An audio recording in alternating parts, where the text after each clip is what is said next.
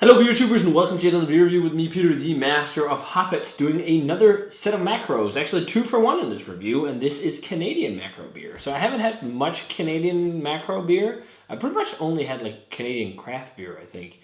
And not a lot of craft beer, but I've had like from what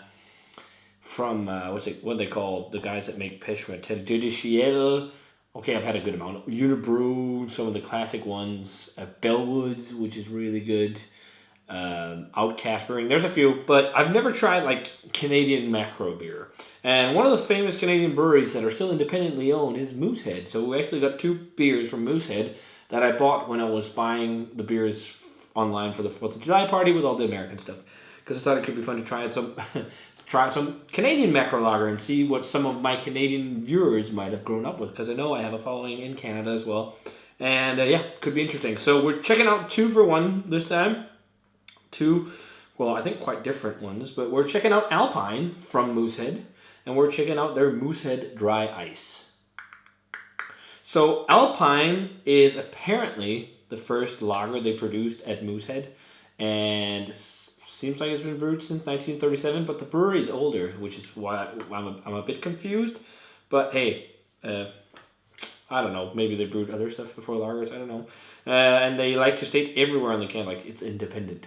And I guess it's nice, but we'll see how good it is. And the fun thing is, when you look this up online, this is really marketed to people who like to, I like to go hunting and fishing, doing barbecues outside, like things I really like doing. But it's really marketed to like that kind of crowd. All the guys in the pictures are wearing like lumberjack button-ups and stuff like that, like with the Scotch pattern and everything. It's Scotch colored pattern. I think it's quite funny. It's just stereotypical what you think about with a beer with a mountain on the label. And the old commercials they do, I looked them up, are also kind of funny. And then dry ice. Well, the thing is, apparently light lagers in Canada is known as ice beers. And that's where the whole ice beer comes from. I think there's also like Bud Ice and things like that now. It's probably initially been made for the American or the Canadian market for because of that reason, because they call them ice beers. And basically what they do is that they kind of like make a small ice box. So if you don't know what an ice box is, it's basically where you, after fermentation, for lagering, you chill a beer down like as cold as you can get. You pretty much freeze it. So what happens is like the alcohol molecules can't freeze at the same temperature as the water molecules. So you'll pretty much freeze the water but get more alcohol. So you'll concentrate the alcohol in the beer. But they do it very lightly in this one. So the Alpine is 5%. The Moosehead Dry Ice is 6%. So it's not like some of the ice box that you see microbrewers try to do, where they go from like maybe 10 up to 18, 20% or something like that. It's not as crazy, but there you also lose a lot more liquid, I guess, than these guys do. So just imagine like freezing on the insides of the tanks when they're doing this. So yeah, that's be interesting. That's why it's called an ice beer, and yeah, you get a little bit more alcohol, which I guess some people enjoy. So I think we should start off with Alpine, since this is the lowest in ABV. So here we go. The head dissipated really quickly on this one, very, very quickly. But it was white, and it looks like your average pale lager. It's this light straw golden yellow color. Let's check out the aroma in Alpine. Ooh, that's really light, actually. That's almost like as light as an American light lager. I'm definitely getting grain profile. There's like sweet kind of grain. There's also like cereal grain, like this sweet cereal grainy profile. It has an interesting fruitiness to it, almost like it has like a weird fruity ester. It's like in Denmark and in Europe we have like some bubblegums we call it like tutti frutti flavor, which is like this weird, just fruity thing going on. I don't know. It's like a mix of different fruits. It's almost like that. Almost like smelling like it was fermented at slightly higher temperatures. And I know some bigger breweries actually do that. So lagers are known to be fermented really cold. That's why lagers are super clean. Not much like in terms of phenolics, which is spiciness in beers, or esters, which is fruitiness. A lot of that is not really being produced by yeast because it's too cold, but it still works because it's been bred to work on cold temperatures. So that's why like lagers are often so clean. But the problem is when they're fermented like really, really cold, well, yeah, they get super clean, but you can lose some of the characters that can be nice. Or if you do it too hot, it will be like oddly fruity aromas. You need to find a good balance, like in between, not too cold and not too hot when you make a lager.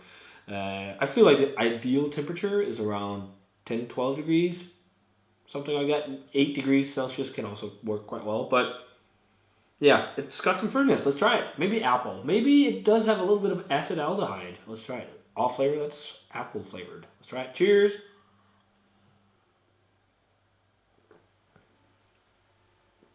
Ooh. Ooh. Hee.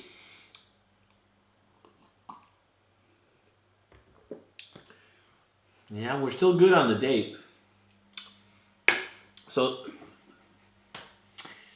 yeah, it's interesting. It's only 5%, but it tastes like it's a little bit alcoholic. I don't know if they also like do an ice beer out of Alpine, if that's also an ice beer. So it's freeze distilled because it has a slight alcohol presence. On top of that, it's got that apple thing I talked about, acid aldehyde, and it's even got an oxidation. Oxidation is just when you get oxygen into the beer. That's also an enemy of beer. There's so many enemies of beer, guys. It's crazy. But that produces a cardboard flavor, like, or wet cardboard, kind of like, or slightly sherry-like. And I'm definitely getting that in this. It's super light, but it's definitely there. Yeah, it's not my favorite. Let's say it like that. Yeah. Let's leave that for a bit and jump over to Moosehead Dry Ice. So, yeah, I mean, there's like no difference in color. This is also like pin bright yellow. The head there was a bit nicer and still is. Also white. Let's check out the aroma on Moosehead Dry Ice. Oh, that's also super freaking mild. Also, these kind of glasses suck for smelling beers. I should have chosen something else.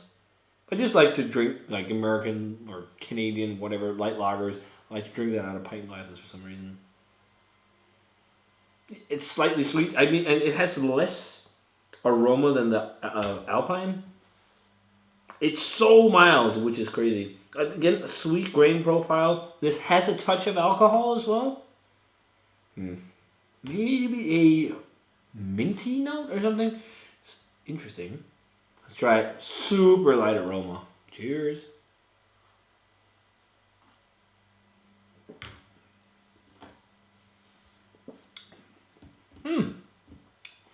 Yeah, I do prefer that over Alpine. I actually thought it would be the other way around because I had a feeling that this would be like just boozy and this would be nicer. They say that this is dry brewed. Well, technically, all beer is dry brewed because you put in dry ingredients to water and then ice filtered. And I think the ice filter thing is what they mean with, like, usually when you filter a beer, you can chill filter and there's different types of filtering, but I guess it refers to the whole ice thing where they make it stronger by like slightly freezing it.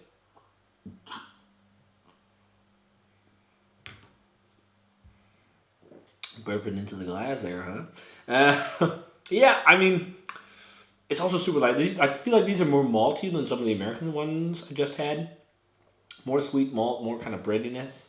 This one doesn't have like that oxidized note that this one has. Yeah, you definitely taste it when you just had a sip of the one that doesn't have it. This is definitely just lightly oxidized with that acid aldehyde flavor. This might even be slightly lemony and slightly citric. And the alcohol note, there's just a tad bit of spicy alcohol, but it's not too much. Yeah. It is what it is. It be what it be. There's much better Canadian beer out there, but hey, it's whatever beer. Alpine, I'm not really fond of this one at all. I actually thought I'd like this one, or not like it, but kind of like, again, I'd be like, man, it's okay. But this one I kind of dislike a bit. I think we're gonna go like,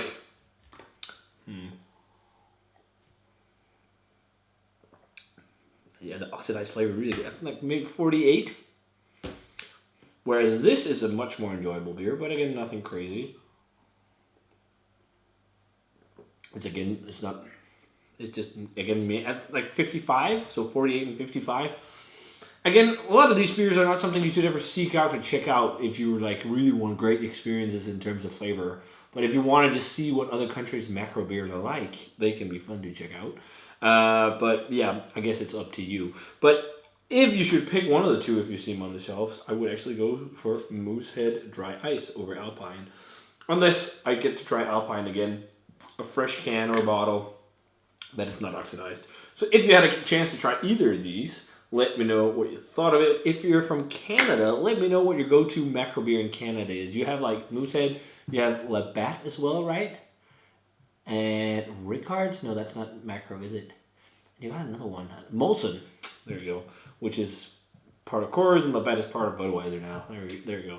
But if you had either, and if you're from Canada and have a favorite Canadian beer, let me know. And as always, remember to comment, subscribe, on macro specifically.